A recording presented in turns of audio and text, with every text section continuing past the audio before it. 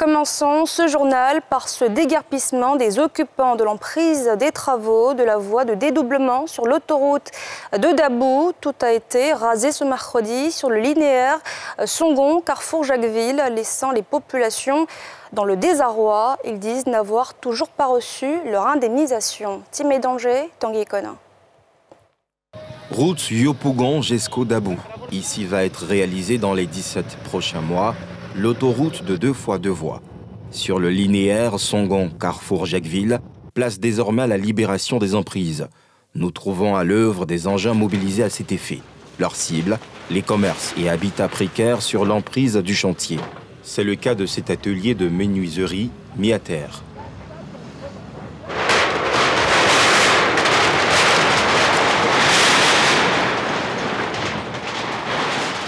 Même constat à Diopoto. Les commerces à 22 mètres de la route sont cassés, au désarroi des occupants.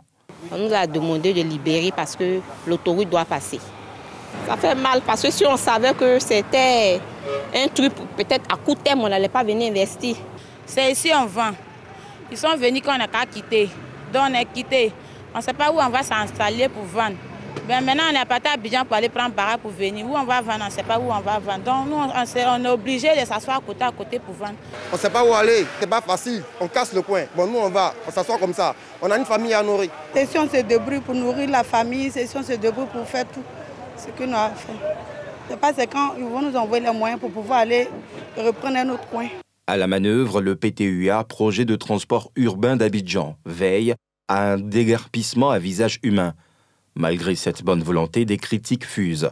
Le maître d'œuvre fait alors des précisions. Après la rencontre des parties prenantes, le coordonnateur avait annoncé aux populations que les entreprises ont déjà reçu leur contrat et les entreprises étaient déjà sur le terrain.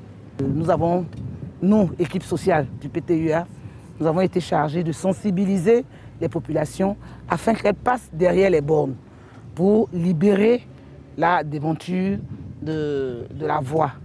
Sur le terrain, les usagers de la route jubilent.